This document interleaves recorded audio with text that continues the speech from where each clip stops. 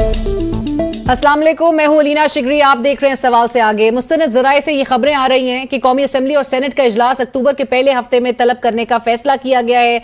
इजलास में 26वीं आईनी तरमीम को एजेंडे में शामिल किया जाएगा, जबकि हुकूमती हल्के सेनेट और कौमी असम्बली में 2/3 अक्सरियत के हुसूल का दावा कर रहे हैं। आज की दिन की अगेन बहुत सारी डेवलपमेंट थी। तहरीक इंसाफ के रहनुमा और सेक्रेटरी जनरल जनाब सलमान अकमल राजा साहब ने पंजाब में इलेक्शन ट्रिब्यूनल्स की तश्कील से मुतालिक इलेक्शन कमीशन की अपील पर सुप्रीम कोर्ट में समाअत के दौरान चीफ जस्टिस काजी फाइज ईसा पर एतराज उठा दिया। सलमान अकमल राजा साहब के वकील हामिद खान साहब ने एतराज उठाया और कहा कि हमने एक दरख्वास्त देनी है, जिस पर चीफ जस्टिस साहब ने इस्तफसार किया कि आप सीनियर वकील हैं, हमारे लिए आप काबिल एहतराम है, पहले हमें ऑर्डर पढ़ने दें। जिस पर एक मरतबा फिर हामिद खान साहब ने कहा कि हमें आपके केस सुनने पर एतराज है। इस मौके पर चीफ जस्टिस ने हामिद खान साहब का एतराज मुस्तरद करते हुए कहा कि अगर आपने खुद को केस से अलहदा करना है तो कर लें। जिसके बाद हामिद खान साहब सुप्रीम कोर्ट से वापस रवाना हो गए। दौरान समाअत आज चीफ जस्टिस काजी फाइज ईसा ने कहा कि हम अदालती फैसलों के नहीं, आइन और कानून के पाबंद हैं। कोर्ट के बाहर मीडिया से फिर गुफ्तगू की और पाकिस्तान तहरीक इंसाफ के सेक्रेटरी जनरल जनाब सलमान अकमल राजा साहब ने समाअत के दौरान ही चीफ जस्टिस के हवाला देते हुए कहा कि कल टॉक शो में नून लीग के एक रहनुमा ने जो कहा, आज चीफ जस्टिस साहब ने वही दोहराया। राजा साहब किस नून लीगी रहनुमा के बारे में ये कह रहे थे, आइए आपको सुनवाते हैं। देखिए, आज एक बात की चीफ जस्टिस साहब ने कि हमने आइन को मानना है, सुप्रीम कोर्ट की जजमेंट्स को नहीं मानना। मेरी नजर में ये इंतहाई खतरनाक जुमला था और मैंने कहा उनको कल एक टॉक शो में यही बात किसी साहब ने की PMLN की तरफ से, और वही जुमला चीफ जस्टिस साहब ने दोहराया। ये गलत है कि सुप्रीम कोर्ट तशरीह करती है आइन की, और जो तशरीह सुप्रीम कोर्ट कर दे वो मुझे पसंद आए या ना आए, वो तशरीह कानून है, वही तशरीह आइन है। इलेक्शन कमीशन ने आइन का तहफ़्फ़ुज़ का हल्फ लिया है तो वो आइन के ऊपर अमल करे। अगर सुप्रीम कोर्ट के फैसले का हल्फ लिया तो सुप्रीम कोर्ट के फैसले के ऊपर अमल करे। नाज़रीन, बदकिस्मती यह है कि 2024 में पीपल्स पार्टी को 2006 में होने वाला मिसाक जमहूरियत याद है और वो उस पर अमल दरामद भी करवाना चाहती है, मगर बदकिस्मती यह है कि नंबर्स ना होने के बावजूद बिलावल भुट्टो जरदारी साहब इस आईनी तरमीम लाने पर बजिद हैं। शायद वो ये भूल गए हैं कि मिसाक जमहूरियत में यह भी दर्ज था कि पार्लियामान में एक दूसरे के बंदे नहीं तोड़े जाएंगे, किसी के जो ईमा पर हॉर्स ट्रेडिंग वो नहीं होगी, फ्लोर क्रॉसिंग नहीं होगी, और ये चार्टर ऑफ डेमोक्रेसी का पॉइंट नंबर 23 बहुत वाज़ेह है। अब आप खुद ही बताइए कि मौलाना साहब को मिलाकर भी नंबर्स पूरे नहीं होते तो हॉर्स ट्रेडिंग के सिवा ये नंबर्स कैसे पूरे होंगे? शायद यही वजह है कि बिलावल साहब 63A के फैसले पर भी भरम नजर आ रहे हैं और बोलते रहे कि हॉर्स ट्रेड को हम खिलाफ है, मगर ये फैसला भी कोई फैसला है। 63A का जब फैसला किया जा रहा था, अदालत ने ये इख्तियार अपने पास ले लिया कि आइन में तरमीम वो कर सकते हैं, हम नहीं। बताएं मुझे कौन सी आइन, कौन सी जमहूरियत, कौन सी रूल ऑफ लॉ के मुताबिक ये फैसले दिए जा रहे हैं। गुज़िश्ता हफ्ते कामरान मुर्तजा साहब ने ये इंकिशाफ किया था कि बिलावल साहब ने उनको कहा कि क्या करें, हम बड़े मजबूर हैं। आज सिंध हाई कोर्ट बार से खिताब करते हुए बिलावल भुट्टो जरदारी साहब ने खुद अपने मुंह से कहा कि आईनी अदालत जरूरी और मजबूरी है, इसलिए आईनी अदालत बनाकर रहेंगे। मैं समझता कि हमें ऐसे कोई एज की पाबंदी या शर्त डालना ही नहीं चाहिए। तो कोई एक ग्रुप मुझ पे ये इल्जाम लगाएगा कि मैं किसी का हामी या मैं किसी के खिलाफ, अपना जुडिशल रिफॉर्म्स लेकर आएंगे। आईनी अदालत, आईनी वफाकी अदालत जरूरी है, मजबूरी है। और नाज़रीन, प्रोग्राम में इस वक्त हमें ज्वाइन कर रही हैं स्टूडियो से ज़रताल गुल साहिबा। आप पार्लिमानी लीडर हैं पाकिस्तान तहरीक इंसाफ की कौमी असम्बली में, सीनियर रहनुमा है पाकिस्तान तहरीक इंसाफ की। अस्सलाम वालेकुम Zartaj Sahiba, thank you for joining us. Long time, बड़े अरसे बाद आप ज्वाइन कर रही हैं, but good to see you. Zartaj Sahiba, शुरू करते हैं। ये जो गुज़िश्ता रोज़ ही 8 जजेस का अक्सरियती फैसला सामने आया मखसूस नशिस्तों से मुतालिक, अब तक ताहाल 2 माह से ज्यादा हो गया है और आप लोग को अभी तक मखसूस नशिस्तें मिली नहीं है इलेक्शन कमीशन की जानिब से।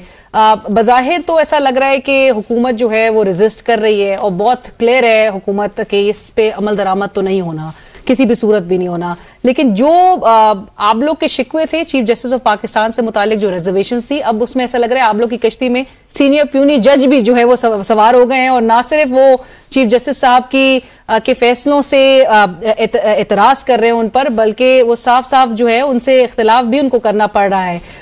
कितनी कंसर्न है पाकिस्तान तहरीक इंसाफ जो इस वक्त सुप्रीम कोर्ट के अंदर मामला चल रहे हैं जिस तरह से? Thank you Alina, thank you for inviting me. सबसे पहले तो मेरा ख्याल है कि जो आने वाले चीफ जस्टिस साहब है मंसूर अली शाह साहब, सॉर्ट ऑफ ये जो उन्होंने एक लेटर भी लिखा है और ये जो फैसले भी हुए हैं उसमें तो यही फील हो रहा है कि उन्होंने मौजूदा चीफ जस्टिस पे खुद जो है अदम एतमाद जो है वो जाहिर कर दिया, इंक्लूडिंग दी 8 जजेस टू। और दूसरी बात यह कि जहाँ तक मखसूस नशस्तों की बात है या हमारे इलेक्शन मैंडेट के 8 फरवरी को डाका डालने की बात है, एक तरीके से ये इस हुकूमत का और ताकतवर जो हल्के उनका ये एक मैंडेट एक तरीके से कि किसी के तरीके से भी आवाम को और पाकिस्तान तहरीक इंसाफ को इस मुल्क में से, सियासत में से माइनस करने की कोशिश की जा रही है और हर वो हरबा इस्तेमाल किया जा रहा है, चाहे वो जबर हो, चाहे वो जुल्म हो, चाहे वो FIR हो, चाहे वो चादर और चार दीवारों को पामाल करना या आइन के ऊपर डाका हो या फिर कोर्ट्स के ऊपर जो है वो पामाली हो, हर वो तरीका इस्तेमाल किया जा रहा है कि जिस तरीके से। और सबसे बड़ी बात अलीना, मैं बहुत दिनों के बाद शो पे आई हूं, मैं उसका जिक्र जरूर करूंगी जो 9-10 को पाकिस्तान तहरीक इंसाफ के 10 MNAs को जब पार्लियामान के अंदर से उठाया गया और जो वो 9-10 को योम सियाह के तौर पर जिस तरह जमहूरियत के ऊपर, पार्लियामेंट के ऊपर हमला किया गया, बेसिकली अली अमीन गंडापुर का बहाना बना के बेसिकली ये कोशिश की गई कि हमारे कुछ लोगों को अरेस्ट किया जाए, कोई टेरर फैलाया जाए और हमारे 10 बंदे जो उन्होंने पंजाब हाउस के अंदर रखे कि हमने इनके जरिए जबरदस्ती जो है वो आईनी तरमीम करवानी है। और वो आईनी तरमीम जिसमें सादुल्ला बलोच या फिर औरंगजेब की चीज जैसे जो हमारे लोग हैं, जब वो शिकायतें कर रहे थे, वो चीख रहे थे कि किसी की माँ को उठाया गया, किसी की बहन को उठाया गया, किसी की बेगम साहिबा को उठाया गया, किसी के बेटे को उठाया गया, आईनी तरमीम इनसे हुई नहीं। लेकिन उसके बाद ये जो हालात है, लेकिन आईनी तरमीम के हवाले से भी ये अभी तक दावा कर रहे हैं कि नंबर्स भी इनके पूरे हो जाएंगे। अगर मौलाना साहब की सपोर्ट ना भी हुई तब भी मेरे ख्याल से वो आप लोग की, आपकी पार्टी के उन इंडिपेंडेंस की तरफ ही जो है वो देख रहे हैं। सो आपने सिक्योर कर लिया है वैसे उनको तो सिक्योर हम कर लेंगे, लेकिन मेरा ख्याल है कि जो मतलब अभी तक नहीं हमारे देखिए, मैं तो अलीना अपने तमाम MNAs को, तमाम पार्लियामेंटेरियंस को शाबाश देती हूँ कि जिस तरह उनकी फैमिलीज को डराया गया, जिस तरीके से उनकी माओं को, बहनों को अगवा किया गया और उनको कहा गया कि सादुल्ला बलोच या फलाना जो है वो आके सरेंडर करे और वोट हमारे हक में डाले, इसके बावजूद भी वो पाकिस्तान तहरीक इंसाफ के साथ जुड़े रहे। आपने उनकी वीडियोस देखी है और वो कह रहे कि हम इमरान खान के साथ है और बाय द वे अब सजा भी दी जा रही है। सादुल्ला बलोच के जो वो है केस है रिकाउंटिंग का, उसको जो है वो अब एक्सेप्ट कर लिया गया है। पहले हमारे वो एहसान विरकी, बिलाल जास्की, नून साहब की जो इसके हैं हमारे साउथ पंजाब से जिनका ताल्लुक है, उनकी राना फराज नून की और अब जो है सादुल्ला बलोच की सीट जो है वो खाने की कोशिश की जा रही है।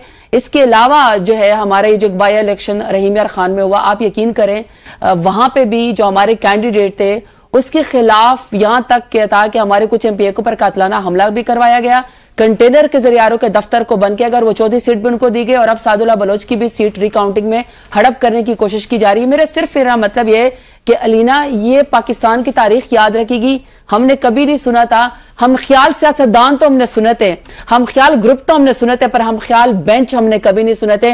अब हम ख्याल बेंच का भी तस्वर आ गया है, हम ख्याल जजेस का भी तस्वर आ गया है। मेरे लिए जो कानून की पासदारी करे या जो मेरे लिए आइन को ट्विस्ट करे, जो मेरे हक में फैसला करे PMLN के हक में, तब तो ठीक है, तब तो आइन भी ठीक है, तब तो कानून भी ठीक है। और मोरलेस वैसे जरदार साहब रिस्पेक्ट मोरलेस सारी पार्टीज के लिए अप्लाई होता है। आपके खिलाफ भी फैसला आता है तो आप लोग की भी रिजर्वेशन सामने आती है, उनके खिलाफ अभी फैसला आ रहा है तो उनको भी एतराज अपनी जगह पे मौजूद है। लेकिन अलीना, ये तो कभी भी नहीं किया ना कि खुले आम 8 फरवरी में वोट के ऊपर डाका डाल के जबरदस्ती फॉर्म 47 के जरिए फॉर्म 45 को चेंज करके आप PTI का मैंडेट खत्म कर दे। क्या ये कभी तारीख में कभी हुआ है? अच्छा, क्या ये कभी आपने सुना है कि आरओ के दफ्तर से हमारे प्रपोजर और सेकेंडर और हमारे कैंडिडेट को उठाया जाए? ये कभी आपने सुना है? नहीं सुना।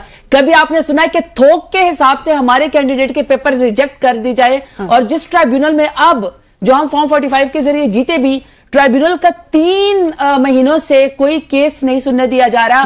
अगर ट्राइब्यूनल में हमारे केसेस होते तो यकीन करें इस वक्त PMLN की हुकूमत गिर चुकी होती, लेकिन ट्राइब्यूनल के भी फैसले नहीं हो रहे। और अब जो एक और मजाक हो रहा है कि मुल्क के अंदर पैरेलल एक और आईनी अदालत बनाने की कोशिश की जा रही है और उस आईनी इदारे में तमाम वो फैसले होंगे कि PTI से मखसूस नशस्तें छीन लो, सो आप लोग को पहले ही पता है। अच्छा, लोटा क्रेसी को जस्टिफाई कर दो, ठीक है। आर्टिकल 63A को खत्म कर दो, फ्लोर क्रॉसिंग कर दो, ठीक है। आप पाकिस्तान आपको मैंडेट पर डाका डाल दो, मतलब 30 सितंबर से अलीना सा खतरनाक बात कि सिविलियन का मिलिट्री ट्रायल वहां पे होना चाहिए, मिलिट्री कोर्ट्स के अंदर।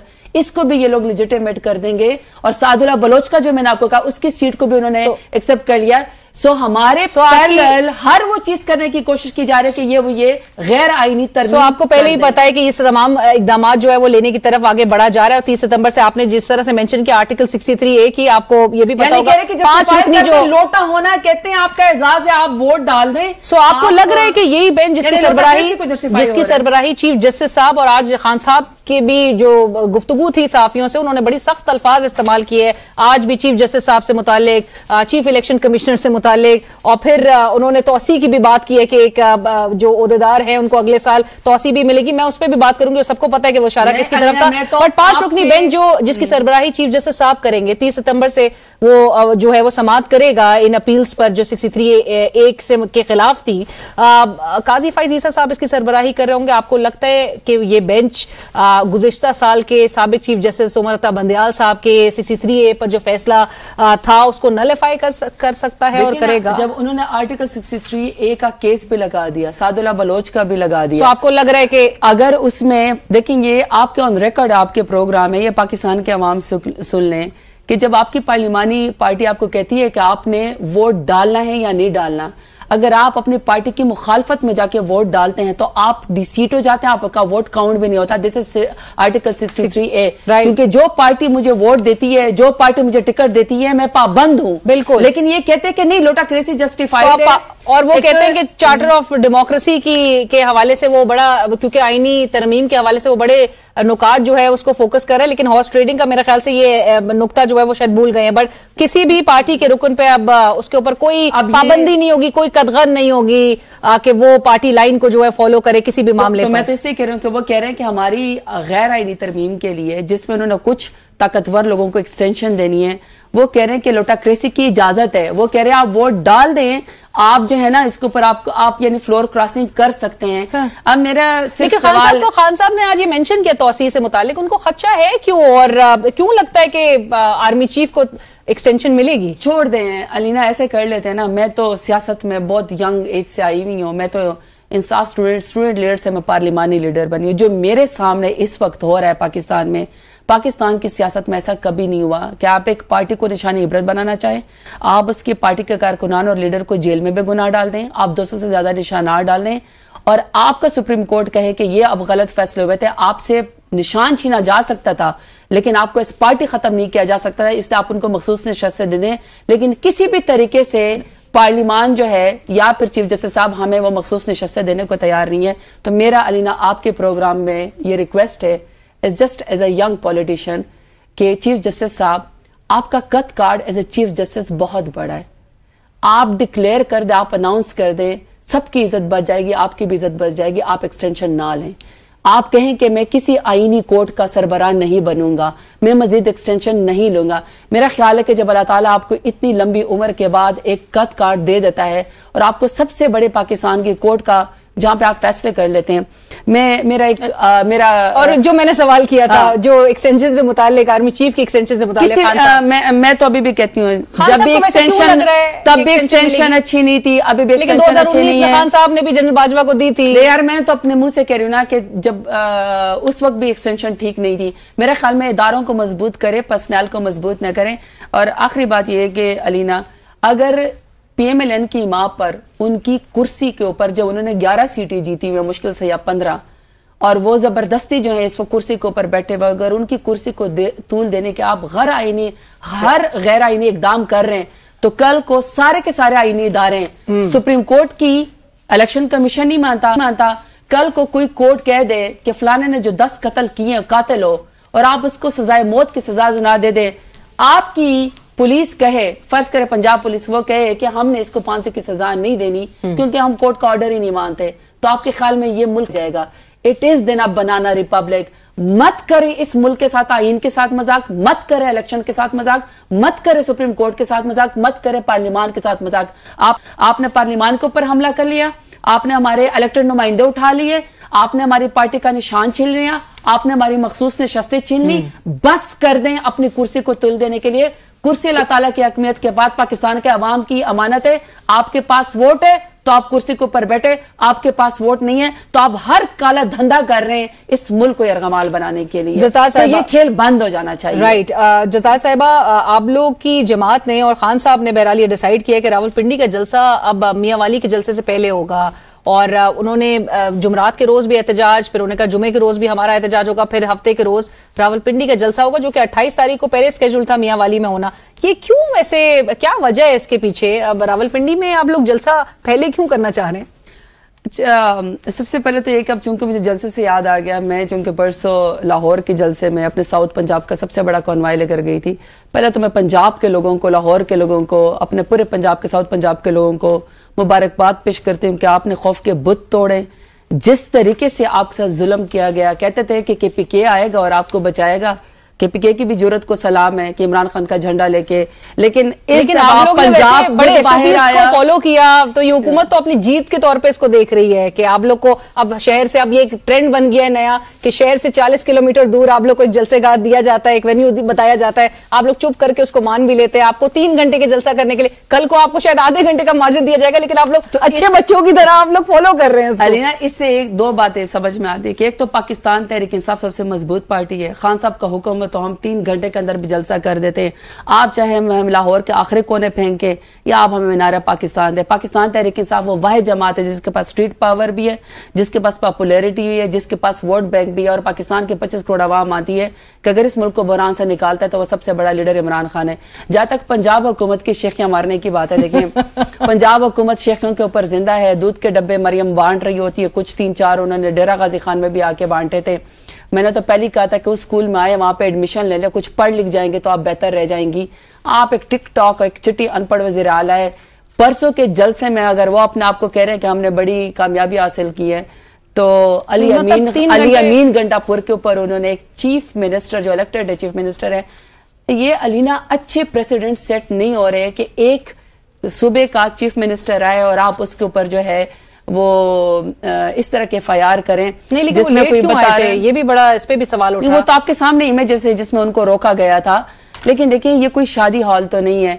तपती धूप में जब फील लाइक 50 हो, ना आपके पास टेंट हो, ना आपके पास कुर्सियां हो, लाहौर का आखिरी कोना हो, और आप वहां जाके अवाम का एक ठाटे मारता समंदर इमरान खान के नारे लगाता हुआ जाता हो, वहां पे मेरे ख्याल में कि फिर ये शेखी मारना कि हमने SOPs के ऊपर अमल कराया, हमने फलाने कराया, हम तो चैलेंज देते हैं कि लेकिन आप भी मीनारे पाकिस्तान में तमाम पटवारियों के साथ आप जो है PMLN अपना जलसा करें, हम भी। लेकिन कोई खौफ तो नहीं है फ्रंटलाइन लीडरशिप जो PTI की है उसमें पर्चों या FIRs या मुकदमे बनाए जाएंगे? 48 FIR के साथ बैठी हुई हूँ, आपके प्रोग्राम में मुस्कुरा रही हूँ। हौसला भी है, जिगरा भी, बहादुरी है, अपने लीडर इमरान खान से सीखी है। हक की बात करने से नहीं डरेंगे। अगर कोई ये समझता है कि FIR करने से वो पाकिस्तान तहरीक इंसाफ का नजरिया खत्म कर देंगे, तो उनका अपना नजरिया खत्म हो गया। पाकिस्तान तहरीक इंसाफ इस वक्त मुल्क की सबसे बड़ी जमात है। जहां तक पिंडी की बात है, इंशाल्लाह पिंडी में हम जलसा करेंगे। और पिंडी में पहले जलसा करना क्यों चाह रहे हैं? नहीं, पंजाब है ना, व्हाई नॉट।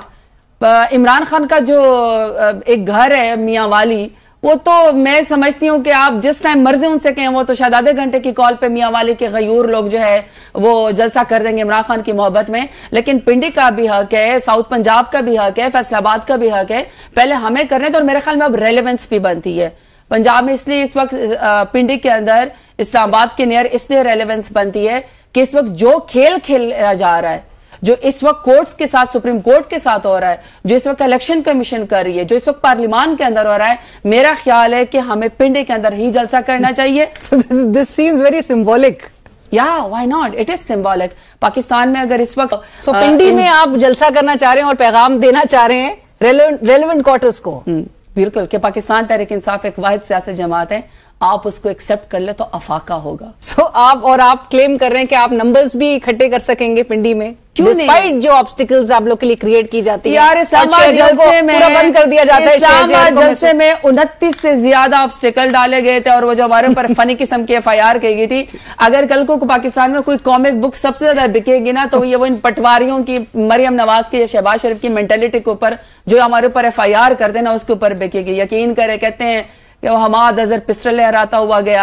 अली गंडापुर ने जो वो किसी पर गाड़ी चढ़ा दी, आलिया हमजा ने जो है वो पता नहीं किसी से गन छीन ली, जरताज गुल जो है वो दस्ती बम से हमला कर रही थी। बड़े खतरनाक लोग हैं आप। आई मीन हाँ, जो असल खतरनाक बच्चे के डाकू, आप कच्चे के डाकू पे जरा वीडियो चलाएं, वो हर रोज जो है पाकिस्तान की पॉलिटिक्स के, मरियम नवाज की पंजाब के पॉलिटिक्स पे हर रोज अपने यूट्यूब चैनल के जरिए आपको पैगाम देते हैं। FIA उनको जाके नहीं पकड़ती, सारी इस वक्त उनके ऊपर नहीं है, लेकिन हाँ अलबत्ता PTI इस्लामाबाद से आप जाके PTI के लोगों को उठा, आपके लिए पूरा जो है वो मुल्क जो है वो चौक हो जाता है। जहां आप जलसे का इरादा करते हैं करने का, पूरे शहरियों को महसूर कर दिया जाता है। आप लोग खतरनाक, आपने जिस तरह से कहा, जिस किस्म की FIR और जिस किस्म के एलिगेशंस आप लोग पे आयद किए जाते हैं, नेटवर्क आप लोग का पूरे दुनिया भर में आप लोग का एक नेटवर्क जो है वो मौजूद है, बट लीडर आपका जेल में। बट आखिर में सिर्फ इतना बता दीजिएगा, असेंबली से रिजाइन करने का कोई इरादा तो नहीं? Not at all.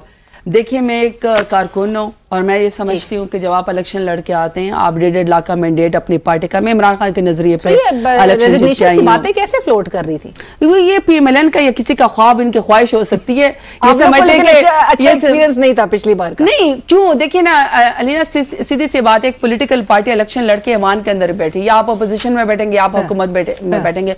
बेसिकली तो हमें हुकूमत में बैठना चाहिए क्योंकि हमारे पास वोट है, हमारे पास सीटें, इनके पास तो 17 सीटें भी टोटल मिला के नहीं है। बिल्कुल ठीक। बहरहाल लेकिन ये कि मेरा ख्याल है कि बिल्कुल भी इस्तीफे नहीं देने चाहिए। मैदान में जिस तरह PTI मुकाबला करी, जिस तरह हमारे वर्कर मुकाबला करें, जब इमरान खान की हमारी कॉल होती है आधे घंटे के ऊपर हम जो है वो आपके लिए पूरा मैदान भर देते हैं। बल्कि मैं तो चैलेंज देकर जाती हूँ आपके प्रोग्राम में कि PMLN भी हिम्मत करे, कोई कन्वेंशन ही करके दिखा दें, हिम्मत करे ना, कोई रैली करके दिखा दे, हिम्मत करे ना, अपने क्वार्टर से जरा निकले। उस दिन पार्लियामान से बाहर निकलते हुए बाद में हमें ढूंढते हुए कार की डिग्गियां भी चेक कर रहे थे। मैंने कहा सबको इन्होंने शहबाज शरीफ समझा हुआ है कि कार की डिग्गी में शहबाज शरीफ आपको मिलेगा। भाई नून लीग की तरह हर कोई सियासत नहीं करता, हर कोई जिद्दार।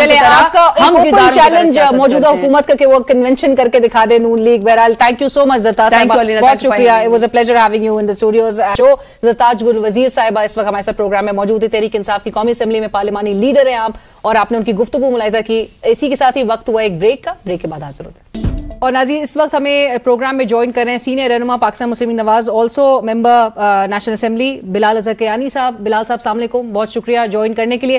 बिलाल साहब, बहुत चीजें और बहुत कम टाइम है, उसमें आपसे जरूर पूछनी है। सबसे पहले तो जो हुकूमती जराए से ये खबर सामने आई है कि कौमी असेंबली और जो सेनेट का इजलास है उसको अक्टूबर के पहले हफ्ते में तलब किया जाना है, क्या आप कंफर्म कर सकते हैं इसको? क्योंकि कॉन्स्टिट्यूशनल अमेंडमेंट के भी हवाले से जो बाज़गश्त है, जिसके लिए आप क्लेम करते हैं कि आपके पास नंबर्स मौजूद है, उसकी मंजूरी के लिए ये बहुत इंपॉर्टेंट है और इसको पेश किया जाएगा ये जो बिल है।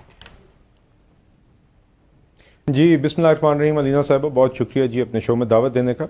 देखिए, जहाँ तक इन सेशंस का हवाला है, मेरे इल्म में तो जी अभी कोई ऐसी बात नहीं है, मगर मैं ये इतना ज़रूर कह सकता हूँ आईनी तरमीम के हवाले से कि यकीनन आई थिंक डिस्कशंस जारी हैं जमातों के दरमियान और to build consensus on various issues जो कि ऑलरेडी फ्लोट कर दिए गए हैं, जिसमें कॉन्स्टिट्यूशनल कोर्ट्स की भी बात है, जुडिशल कमीशन के अंदर पार्लियामेंट्री रिप्रेजेंटेशन की भी बात है, दीगर और टॉपिक्स भी हैं, तो उनके ऊपर गुफ्तगू जारी है। और I think all sides are trying कि अगर कोई ऐसा कॉन्स्टिट्यूशनल पैकेज जिसके ऊपर इत्तफाक हो सकता है, वो जल्द अज जल्द, जितना ऑब्वियसली एवरीवन वुड वांट कि जितनी जल्दी इस तरह के किसी पैकेज पे इत्तफाक हो सकता है वो इत्तफाक हासिल कर लिया जाए, और फिर यकीनन फिर तब ही असेंबलीज में पेश हो सकते हैं और पास हो सकते हैं, क्योंकि बाय डेफिनेशन कॉन्स्टिट्यूशनल अमेंडमेंट एक ऐसी चीज होती है जिसके लिए 2/3 अक्सरियत दोनों हाउसेज में सेपरेटली चाहिए होती है, तो जो कि नहीं है आपके पास है, तो तब ही ये मुमकिन होती है जी। जो कि देखिए यकीनन नहीं, देखिए जब यकीनन अभी to my knowledge last update तो यही थी कि एफर्ट्स जारी थी, मगर नेचुरली वो कंसेंसस तो अभी तक अचीव नहीं हुआ। अगर हो जाएगा तो वो अनाउंस हो जाएगा, मगर डिस्कशन जरूर जारी हैं। और जो मेरी इतला है, जो जितना मेरे इल्म में है, वो ये नहीं कहता है कि अमेंडमेंट्स आनी नहीं चाहिए, मगर उनकी नोयत पर, उनकी डिटेल्स के ऊपर गुफ्तगू जारी है। और इंशाल्लाह I think all sides are trying their best कि कंस्ट्रक्टिवली और प्रोडक्टिवली इसके ऊपर गुफ्तगू करें और कोई ऐसा पैकेज लाएं जिसमें दीगर इंप्रूवमेंट्स और दुरुस्तगियां आ सकें। पर बिलाल साहब, ये मैं जरूर पूछना चाहूंगी, आज बिलावल साहब की गुफ्तगू को भी बहुत कोट किया जा रहा है, और गुज़िश्ता हफ्ते आपको भी पता होगा कामरान मुर्तजा साहब ने भी ये इंकिशाफ किया था कि बिलावल साहब से जब उन्होंने कहा तो उन्होंने कहा कि क्या करें, हम तो बड़े मजबूर हैं। तो सवाल तो आपसे भी है, आप जो है वो इसको स्टीयर कर रहे हैं इस हुकूमत को, ड्राइविंग सीट पे है, आपकी जमात की भी कुछ मजबूरियां हैं जो कि ये आईनी तरमीम की तरफ ये मामले को फिर लेके जाने की अटेम्प्ट की जाएगी?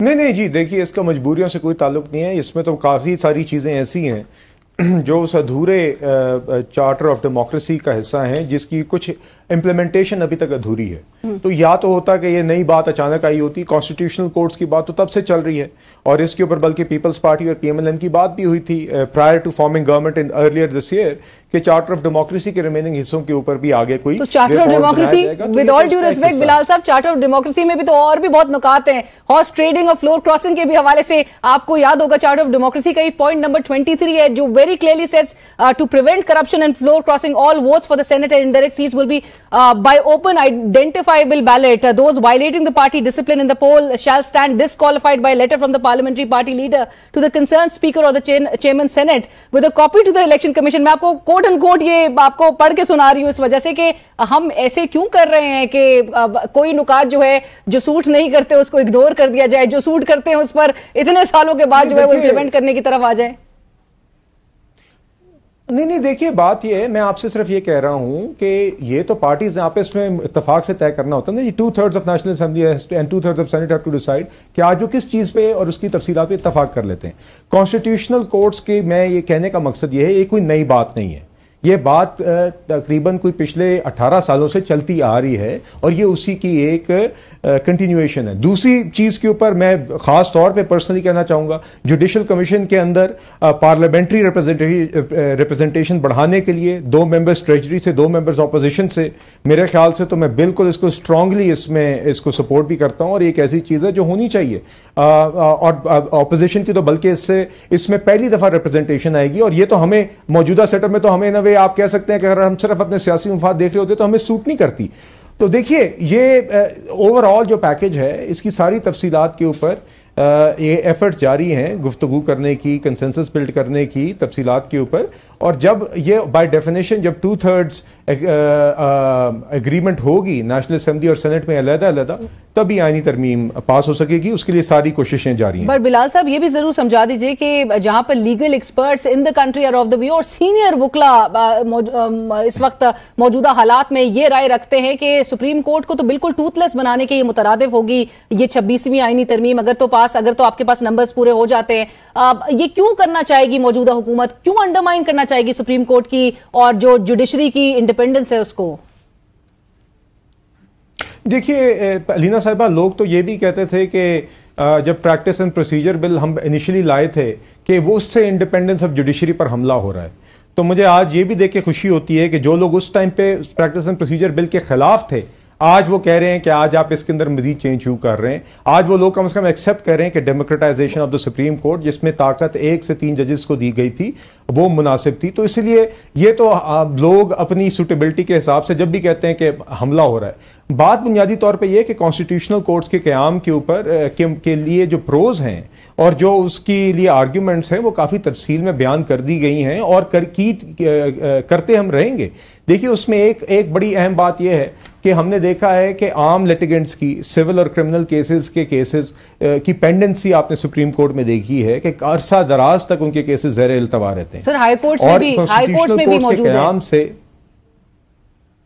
जी, तो कॉन्स्टिट्यूशनल कोर्ट से एक ये फायदा होगा आपको कि ये लोड जो है इस तरह के केसेस का जिसमें अक्सर फुल कोर्ट बेंचेस फॉर्म हो जाते हैं, पूरा हफ्ता सारे जजेस या मेजॉरिटी जजेस एंगेज हो जाते हैं अहम कॉन्स्टिट्यूशनल इश्यूज के ऊपर, जिसकी वजह से आम केसेस जो हैं वो ज़ेर इल्तवा होते हैं। हजारों की तादाद के अंदर केसेस पेंडिंग है। हमारे मुल्क के रियासती निजाम का एक बहुत अहम इशू है पेंडेंसी ऑफ केसेस, ये उसको भी एड्रेस करता है और एक स्पेसिफिक कोर्ट फॉर्म हो जाएगा जिससे आम लिटिगेंट के लिए भी आसानी होगी और कॉन्स्टिट्यूशनल इश्यूज के ऊपर एक सेपरेट कोर्ट बन जाएगा। देखिए ये कोई ऐसी चीज है जो अनहोनी नहीं है, जो दुनिया में और कहीं नहीं है, इसके ऊपर बहस हो सकती है। राइट, बट ऐसा तासुर क्यों जा रहा है बिलाल साहब के मौजूदा जो सुप्रीम कोर्ट है under Chief Justice of Pakistan Justice Qazi Faez Isa Sahab, with all due respect, is being used to pave way for this amendments enactment. आप लोग को मौलाना साहब का भी स्टांस क्लियर है, अगर उनकी तरफ से रिफ्यूजल है तो आप क्या एक ऑल्टरनेटिव रूट की तरफ जाना चाह रहे हैं और डिलिबरेटली? नहीं जी, कोई ऑल्टरनेटिव रूट नहीं है। बात यह है कि at the end of the day हमने 2/3 of members of the National Assembly और 2/3 of the members of Senate के मिनिमम हमें एक एग्रीमेंट चाहिए होगी on any constitutional package for it to pass through. तो उसके लिए तो बिल्कुल पार्लियामान खुद मुख्तार भी है और पार्लियामान के मेंबर्स ही इसका फैसला करेंगे, तो पार्लियामेंट के अंदर जब इतने मेंबर्स इत्तेफाक कर लेंगे तो कॉन्स्टिट्यूशनल पैकेज के ऊपर यकीनन पैसेज उसका मौलाना साहब अगर नहीं होंगे बिलाल साहब तो फिर क्या सिनेरियो होगा? देखिए बात यह है, वंस अगेन जैसे कि मैंने कहा, हम तो बिल्कुल चाहते हैं कि मौलाना साहब साथ हों और इसके लिए उनके साथ एंगेजमेंट्स भी जारी हैं। अब देखिए तो इसीलिए ये डिस्कशंस का हिस्सा है। मैं उम्मीद करता हूं कि मौलाना साहब भी इसका हिस्सा होंगे। और जैसे कि मैंने कहा कि जब 2/3 ऑफ ईच हाउस, चूंकि ये एक ऐसा कॉन्स्टिट्यूशनल अमेंडमेंट, एक ऐसा बिल होता है जो कि जॉइंट सिटिंग में भी पास नहीं हो सकता, इसको 2/3 अक्सरियत से नेशनल असेंबली ने अलहदा, 2/3 अक्सरियत से सेनेट ने अलहदा पास करना होता है, तो ये तभी मुमकिन होगा और इसके लिए सारी एफर्ट्स जारी है और हम उम्मीद करते हैं मौलाना साहब भी उसका हिस्सा होंगे जी। और जो 63A से मुतालिक अब हम 30 सितंबर से देखेंगे जो समाअत शुरू होगी, उसके बाद क्या सिनेरियो देख रहे हैं आप? इम्कानात क्या ये है मौजूद के पीटीआई के जो बैक्ड इंडिपेंडेंट्स हैं वो भी कोई सिमत जो है वो इख्तियार कर सकते हैं? जी देखिए, पहली बात तो ये कि मेरे ख्याल से वो सुप्रीम कोर्ट की जजमेंट ही बड़ी अनफॉर्चुनेट थी जिसके नतीजे में 63A की ये रीराइटिंग हुई थी, क्योंकि 63A में कोई अभाम नहीं था। 63A के अंदर एक स्पेसिफिक इंस्टेंस डिफाइंड है कि अगर कोई मेंबर वोट करता है पार्टी लाइंस के खिलाफ इस तरह के इंस्टेंसेस में, तो उसकी सजा यह है कि वो उसकी डिफेक्शन इन्वोक होगी और वो डीसीट हो सकता है। एक वायलेशन भी डिफाइंड थी बहुत क्लियरली और उसकी एक पेनल्टी भी डिफाइंड थी क्लियरली। सुप्रीम कोर्ट, ये this is a classic case of री राइटिंग द कॉन्स्टिट्यूशन, जहां पे एक इजाफी पेनल्टी डाल दी गई जहां पे बिल्कुल इसकी जरूरत नहीं थी कि वो वोट गिना भी नहीं जाएगा। अगर आइन के फ्रेमर्स ने, उस आर्टिकल के फ्रेमर्स ये चाहते थे कि वोट ही ना करने की इजाजत होती तो वो लिख देते ही और शी कैन नॉट वोट, मगर उधर लिखा हुआ था कि if that vote is cast then this happens. तो बहरहाल मैं उम्मीद करता हूं कि आप इनकरेज कर रहे हैं इस बात को कि पार्टी लाइन के खिलाफ कोई भी रुकन जो है वो फैसला कर सकते हैं। नो नो नो नो नहीं, उसका फिर वोट भी काउंट होगा, वो पार्टी की लाइन के खिलाफ भी जा सकता है। नहीं, देखिए तो फिर उसके बाद डीसीट भी तो होगा ना। देखिए माय पॉइंट इज कि आर्टिकल आइन के फ्रेमर्स ने उस वक्त आर्टिकल 63A के फ्रेमर्स ने बड़ा वाज़ेह लिखा कि ये वायलेशन है, ये इसकी सजा है। अब आप ये तो नहीं कह सकते कि किसी के कोई चोरी करता है तो उसकी सजा ये है कि उसकी 5 साल कैद है, और आप ये कह के नहीं जब तक आप इसको डेथ पेनल्टी नहीं देंगे आप चोरी इंकरेज कर रहे हैं। बट चलिए अगर डिसीट होता है तो आपकी पार्टी से डिसीट नहीं हो रहा होगा। The situation right now suits you Bilal Sahab. और दूसरी बात, नहीं, दूसरी बात यह है, the other issue is this कि the supreme Court does not have a right to rewrite an article of the constitution.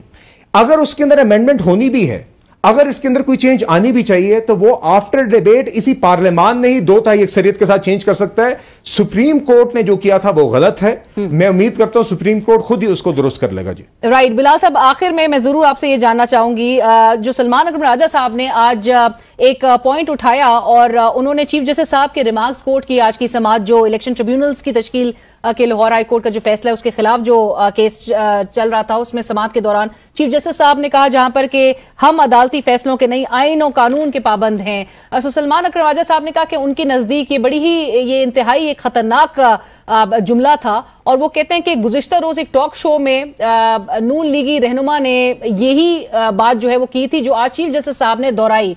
सो बज़ाहिर एक इंप्रेशन जो कि पाकिस्तान तहरीक इंसाफ और उनके सेक्रेटरी जनरल हैं, क्योंकि सलमान अकरम राजा साहब वो ये इंप्रेशन देने की कोशिश कर रहे हैं या वो एक तासुर ये दे रहे हैं कि आप और चीफ जस्टिस साहब या आपकी जमात और चीफ जस्टिस साहब they are working completely in sync. देखिए, अगर वो ये तासुर दे रहे हैं तो ये या तासुर देने की कोशिश कर रहे हैं तो निहायत अनफॉर्चुनेट है। तो अगर तो उनको good to see you courts की ख्वाहिश है तो वो एक अलहदा बात है, मगर देखिए बुनियादी बात यही है कि सब आइन और कानून के पाबंद हैं। ट्राइकोटमी ऑफ पावर जरूर है, सुप्रीम कोर्ट का उसमें यकीनन एक अहम किरदार है, पार्लियामान का शायद उससे भी ज्यादा अहम किरदार है। It is the parliament is the house which is the owner of the constitution, जो फ्रेमर है कॉन्स्टिट्यूशन का और जो लॉ मेकिंग बॉडी है जिससे पूरी आपका रियासती निज़ाम फ्लो करता है। तो ट्राइकोटमी ऑफ पावर्स भी मौजूद है, मगर eight the end of the day the constitution and the law prevails. अगर एक जजमेंट आ भी गई हो वो फॉलो नहीं किए जाएंगे। नहीं, देखिए ये हरगिज ये कहने का मकसद ये नहीं है, मगर मैं आपको मिसाल देता हूं। अभी रिजर्व सीट्स के केस के अंदर speaker of the National Assembly ने एक लेटर लिखा है चीफ इलेक्शन कमिश्नर को, जिसमें उन्होंने एक लीगल पॉइंट उठाया है। उन्होंने ये कहा कि अगर हम इस रिजर्व सीट्स के केस को मान भी लें या उन्होंने कहा कि इस केस को इस आर्ग्यूमेंट से हट जाएं हम कि ये फैसला दुरुस्त है या गलत है। हम समझते हैं गलत है, मगर फिर भी सुप्रीम कोर्ट का भी फैसला है जिस पे रिव्यू पिटीशन पेंडिंग है। बट उन्होंने ये कहा है कि जब उस इलेक्शंस एक्ट के अंदर अगर उस इलेक्शंस एक्ट के अंदर अगर अमेंडमेंट जब आ गई है तो उसके बाद उस इलेक्शंस एक्ट ने की अमेंडमेंट ने रेट्रोस्पेक्टिव इफेक्ट होने की वजह से एक सुपरसीडिंग या ओवरराइडिंग इफेक्ट है on the supreme court judgment, और इसके अंदर उन्होंने कहा है कि इसके ऊपर खुद सुप्रीम कोर्ट की ज्यूरिस्प्रूडेंस भी आपके पास मौजूद है। तो देखिए, this is one instance where election commission now has to look at the supreme court judgment, yes, but also the current articles of the constitution and the laws as they exist right now, and as a constitutional body they have to make a decision on the matter. But do you feel कि election commission of Pakistan के खिलाफ in case के अगर वो comply नहीं करता इस order से, कोई आप कंटेम्प्ट ऑफ कोर्ट की प्रोसीडिंग्स होता देख रहे हैं? मेरा ख्याल है कि सुप्रीम कोर्ट को इस तरह की चीज का जायजा लेने से पहले उस सवाल को, अगर वो मामला उनके सामने फिर से आता है, इस सवाल को जरूर और इस नुक्ते को जरूर कंसिडर करना चाहिए जो Speaker of the National Assembly ने as custodian of the House raise किया है कि ये जो इलेक्शंस एक्ट की अमेंडमेंट है उसका सुप्रीम कोर्ट की डिसीजन के ऊपर एक ओवरराइडिंग इफेक्ट है, और ये कि इसके ऊपर सुप्रीम कोर्ट की ज्यूरिस्प्रूडेंस मौजूद है। तो इन सब चीजों को मद्देनजर रख के ही करना होगा, और साथ ही साथ मैं उम्मीद करता हूं कि ये जो जजमेंट है रिजर्व सीट्स की, इसकी जो रिव्यू पिटीशन पेंडिंग है इलेक्शन कमीशन की तरफ से और हमारी हुकूमत की तरफ से, इसको भी जल्द एंटरटेन किया जाएगा और सुना जाएगा। बट बिलाल साहब, आपके इस स्टांस से तो बजाहिर वो जो एक रेजिस्टेंस है to implement this order, this court order, वो बहुत एविडेंट है, यानी कि इलेक्शन कमीशन को गवर्नमेंट से सपोर्ट जरूर मिल रही है। नहीं, देखिए, नो, हमारा एक अपना मौक़िफ़ है। हम समझते हैं कि ये फैसला गलत था और उस फैसले का इजहार हुकूमत ने एक रिव्यू पिटीशन के तहत किया है जो उसका एक आईनी हक है।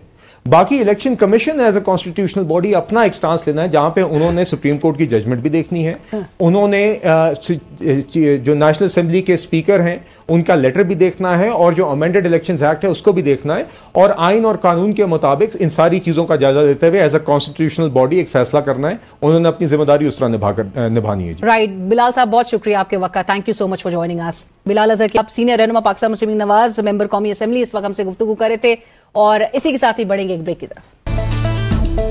Senior court reporters Saqib Bashir साहब, अदील सरफराज साहब, दोनों हमें ज्वाइन कर चुके हैं स्टूडियो में। आप दोनों का बहुत शुक्रिया। अस्सलाम वालेकुम। साकिब साहब, गुफ्तगू का आगाज आपसे, और चूंकि मैंने जिक्र किया हामिद खान साहब का, और ये खबर बनी भी काफी हाईलाइट हुई कि हामिद खान साहब को सुप्रीम कोर्ट के प्रेमिसेस छोड़ के जाना क्यों पड़ा? असल में आज जैसे ही समाअत शुरू हुई तो हामिद खान साहब ने रिक्यूजल जो थी, मतलब एतराज़ था बतौर चीफ जस्टिस जो बेंच हेड कर रहे थे उन पर, तो वो उन्होंने बात करने की कोशिश की। पहले उनको बात से रोका गया, फिर बात करने की कोशिश की, फिर उन्होंने कहा एडिशनल अटॉर्नी जनरल से हम पूछ रहे हैं कि लास्ट ऑर्डर क्या था। तो इस दौरान फिर वो बोले, उन्होंने कहा कि मैंने रिक्यूजल जो है वो डाली है। तो वो चीफ जस्टिस ने कहा कि रिक्यूजल आप अपनी रिक्यूजल कर लें। तो बड़ा हैरान कौन था, उसकी वजह यह है कि जो हामिद खान साहब हैं, माजी में जब चीफ जस्टिस जो है जस्टिस काजी फईसा पे मुश्किल वक्त था तो उनके साथ खड़े रहे और एक काज की तरह खड़े रहे। दूसरी तरफ पीटीआई की गवर्नमेंट थी, इसके बावजूद वो उनके साथ खड़े रहे, पीटीआई गवर्नमेंट को क्रिटिसाइज करते रहे। आज हामिद खान, बल्कि रिसेंटली जब केसेस आते थे पीटीआई के, तो हामिद खान जो है वो चीफ जस्टिस काजी फईसा के हक में ही बात हम करते जो है वो हम देखते हैं। तो और उनको क्रिटिसिज्म बहुत ज्यादा झेलना पड़ा पीटीआई से भी। तो उनके साथ ये जो रवैया था ये बड़ा ही अजीब लगा कि एक माह रह गया है आपका, और उसके अपने लोगों, मतलब वो लोग जो आपके साथ मुश्किल वक्त में आपके साथ थे, तो उनके साथ जो है वो ये रवैया, मतलब बात सिर्फ हामिद खान साहब तक की नहीं है, बल्कि मंसूर अली शाह साहब ने जो 3 सफ़ात का खत लिखा है वो मेरे ख्याल में एक एक्सट्रीम लेवल है कि जो चीफ जस्टिस काजी फायजीसा को उनको लिखना पड़ा कि उनके बड़े अच्छे ताल्लुकात रहे, और वो जो मुश्किल दौर में भी वो जस्टिस मंसूर अली शाह उनके साथ रहे। तो इस दौरान ये खत लिखना पड़ा, या हामिद खान के साथ जो कुछ हुआ, सब कुछ हैरान कुन हो रहा है सुप्रीम कोर्ट में। अदील साहब, आप भी समझते हैं कि सब कुछ बहुत ही हैरान कुन है, और चीफ जस्टिस साहब बहुत गुस्से में बसद एहतराम नजर आ रहे हैं आजकल?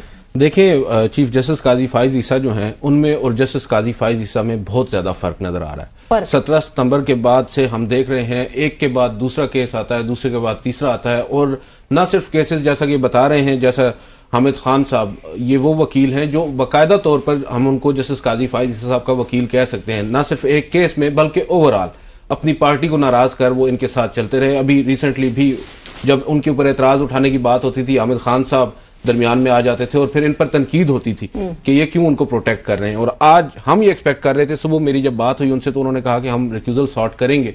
तो वकला ये कहते हैं कि हामिद खान साहब को कम से कम सुना तो जाएगा, अदरवाइज तो पीटीआई के वकला को सुना नहीं जाता अगर वो रिक्यूजल सॉर्ट करते हैं। हामिद खान साहब के साथ जिस तरह का रवैया अपनाया गया उस पर जो पीटीआई के वहां पर लोग कमरा अदालत में मौजूद थे, इवन दो जो इंडिपेंडेंट वकला हैं वो भी काफी ज्यादा आप कह सकते हैं नाराज थे। वो कहते हैं कि ये कोई तरीका नहीं है एक सीनियर कौंसल के साथ इस तरह ट्रीट करना कि अगर वो रिक्यूजल सॉर्ट कर रहे हैं। और ये आपको भी मालूम है अदालती कार्रवाई जब होती है रिक्यूजल की दरख्वास्त सबसे पहले इस वजह से टेकअप की जाती है कि अगर दरख्वास्त मंजूर हो जाए तो फिर वो कार्रवाई ही आगे नहीं बढ़ती, तो ये बेस होती है। उसी बेस को उन्होंने आज डिनाई किया, उस राइट को डिनाई किया उस पिटिशनर के या हामिद खान साहब के, और फिर उन्हें वहां से जाना पड़ा, उन्होंने रोका भी नहीं। ये बड़ी अफसोसनाक बात। राइट साकिब साहब, जो आज के रिमार्क्स थे और जो सलमान अकरम राजा साहब ने भी जो पॉइंट रेज किया और उन्होंने जिस तरह से कोट किया काजी साहब को कि काजी साहब कहते हैं कि हम अदालती फैसलों के नहीं आइन और कानून के पाबंद हैं। जरा बताइएगा कि अदालतों के उसका तरीकाकार होता क्या है? अदालतें क्या सुप्रीम कोर्ट जो है वो आइन की तशरीह नहीं करता और आइन के मुताबिक जो है वो फैसले नहीं करता क्या? नहीं, ये तो बड़ी सादा सी बात है। आइन की एक किताब मौजूद है, उसकी तशरीह सुप्रीम कोर्ट ने करनी है। सुप्रीम कोर्ट की मुख्तलिफ जजमेंट्स, मुख्तलिफ जो शिकें हैं आइन की, उनकी तशरीह करती हैं। अब जब भी कोई भी शिक हमने देखनी है तो उसके तनाजुर में जो सुप्रीम कोर्ट का फैसला है, जो तयशुदा उसूल है, उसको मद्देनजर रख कर उसको फिर जब वो उसको अमल दरामद उस पर किया जाता है। ये बड़ी अजीब ही बात वैसे लगी कि उन्होंने कहा कि हमने सिर्फ आइन की जो किताब है उसको हमने देखना है, फैसले जो है वो उनकी कोई नहीं हैसियत। नहीं, लेकिन ये चीफ जस्टिस साहब बार बार इस बात पे जोर दे रहे हैं कि आइन जो है वो समझा के थक गए हैं कि सब आइन जो है उनसे तो तासुर ऐसे मिल रहा था कि इलेक्शन कमीशन पढ़े और बाकी सब जो है वो पूरा मुल्क नहीं, वो इलेक्शन कमीशन ऑफ पाकिस्तान को भी बड़ा वो मुअज़्ज़ज़ हैं, वो मोहतरम हैं, वो जो है वो उनका एहतराम करें, वो एक आइनी इदारा है, आइनी रोल है, कोई उसमें दो राय नहीं है। लेकिन ये है कि इसी सुप्रीम कोर्ट की फुल कोर्ट ने, ये तो चीफ जस्टिस काजी फाइज ईसा एक सिंगल जज है, उनकी राय है, फुल कोर्ट ने एक दिन पहले पूरा जो कंडक्ट था 2024 के इलेक्शन में इलेक्शन कमीशन का, उसको जेरे बहस लाया है और उस पर सवालात उठाए हैं। और आज चीफ जस्टिस कह रहे हैं नहीं, हमें जो है वो उसमें जाना नहीं चाहिए और देखना नहीं चाहिए, इस तरह की बात करनी चाहिए। लेकिन इसी के साथ एक और बात है, जैसे जमाल खान मंदोखेल की एक बात जो जाहिर से फ्यूचर डिटरमिन करेगी कि चीजें जानी किस तरफ हैं। आज जब उन्होंने 3 दफा ये बात की कि अगर लाहौर हाई कोर्ट का फैसला इलेक्शन कमीशन नहीं मान रहा था तो लाहौर हाई कोर्ट को यह इख्तियार नहीं था कि नोटिफिकेशन निकालता, वो उनको कंटेम्प्ट में बुला लेता। ये एक दफा बात हुई, दूसरी दफा, तीसरी दफा भी बात हुई, तो ये काफी मानाखेज बात है। अभी मखसूस नशिस्तों के केस पे अमल दरामद नहीं हो रहा और अगर सुप्रीम कोर्ट के एक जज जो है वो लाहौर हाई कोर्ट को कह रहे हैं कंटेम्प्ट में बुला लेते तो खुद भी बुला सकते हैं। अभी रिसेंटली जो जजमेंट आई। बट आपने जो नुकता उठाया अदील साहब, आपका भी कॉमेंट मैं इस पे चाहूंगी कि इलेक्शन कमीशन ऑफ पाकिस्तान को कितनी एक कहते हैं कि कितनी सपोर्ट आप समझते हैं कि आज भी अदालती कार्रवाई से उनको मिल गई है? हुकूमत की तो ऑलरेडी सपोर्ट जो है वो सबके सामने ही है और तासुर जो है वो बहुत जोर पकड़ रहा है कि हुकूमत, इलेक्शन कमीशन और विद ऑल ड्यू रिस्पेक्ट अदालत जो है they're all working in complete sync. Yes, और यहां पर एक चीज बड़ी इंटरेस्टिंग है, जो आज जिस कानून को जवाब बनाकर इलेक्शन कमीशन और chief Justice Lahore High Court मुत्तफिक हुए हैं 8 जजेस के नाम के ऊपर, 4 हाई कोर्ट के जजेस और 4 जो इलेक्शन कमीशन खुद से नामजद करेगा। बहुत से लोग ये भी समझते हैं कि आज इनडायरेक्टली इलेक्शन कमीशन को बाइख्तियार बनाते बनाते सुप्रीम कोर्ट ऑफ पाकिस्तान ने उस कानून को भी, उसकी भी तौसीक कर दी है, जिसकी अभी वायरीज जो हैं उनको डिसाइड होना है, हाई कोर्ट में वो चल रहा है केस। ये बड़ी इंटरेस्टिंग चीज है और यहाँ पर चीफ जस्टिस काजी फाइज ईसा ना सिर्फ इलेक्शन कमीशन की बात कर रहे हैं कि आप उसका एहतराम करें, बल्कि साथ साथ ये भी बता रहे हैं वकला साहिबान को कि आइन का आर्टिकल 5 भी पढ़ दें और फिर कागज का टुकड़ा उठाकर कहते हैं कि आजकल आइन पढ़ता कोई नहीं है। वो जो आप बात कर रही थी ना शुरू में, वो बड़ी इंटरेस्टिंग है। चीफ जस्टिस साहब कहते हैं कि हम आइन पर फैसले करने के आइन पर अमल करने के पाबंद हैं, फैसलों पर नहीं। जो अदालती फैसले हैं, जो अदालती नजीरे हैं, उस पर सलमान अकरम राजा ने बाकायदा तौर पर उनसे आप कह सकते हैं अपना एहतजाज रिकॉर्ड करवाया और उसके बाद कहा कि मैं यहाँ पर बसद एहतराम आपसे ये कहना चाहूंगा कि पार्लिमान तशरीह करता है, पार्लिमान आइन बनाता है, सुप्रीम कोर्ट उस आइन की तशरीह करती है। और जब सुप्रीम कोर्ट उस आइन की तशरीह एक अदालती फैसले के नतीजे में करती है, सूरत में करती है, तो वो कानून या आइन ही है और आपके ऊपर क्या कहते हैं उसकी एक बाइंडिंग जो है ना आपके ऊपर लागू है और आप उसको उस वक्त तक आपके ऊपर वो बाइंडिंग है जब तक उसके बेहतर फैसला कोई उसको चेंज नहीं कर देता या उसके ऊपर नहीं आ जाता। उस पर चीफ जस्टिस काजी फैसल साहब को ये एहसास हो गया था कि उनकी जानिब से जो बात कर दी गई थी वो एक स्वीपिंग स्टेटमेंट था या जज्बात में आकर उन्होंने कर तो दी थी मगर वो गलत थी और इस पर सलमान अकरम राजा साहब को क्रेडिट जाता है कि उन्होंने जरा उस रिकॉर्ड को दुरुस्त किया है वहां पर। राइट साकिब साहब, और आखिर में चूंकि एक बार फिर बेंच फिक्सिंग की आवाजें जो हैं वो सुनना हम शुरू हो चुके हैं और रिपोर्टर हजरात, आप तमाम रिपोर्टर हजरात के हवाले से भी जो तनकीद आज सामने आई है चीफ जस्टिस साहब की, वो कह रहे हैं आजकल कोर्ट रिपोर्टिंग डॉलर्स इकट्ठे करने के लिए हो रही है। सो इस पर क्या आपका कमेंट होगा? और वाकई में क्योंकि कुछ अरसे कबल तक जो है वो सहाफियों के हवाले से बिलखुसूस कहा जाता था कि कराए के साफी हैं और फिर हमने ये भी एक टाइम देखा था कि जब घर जाके वो आर्टिकल 19A से मुतालिक जो है वो मग्स भी डिस्ट्रीब्यूट किए गए थे।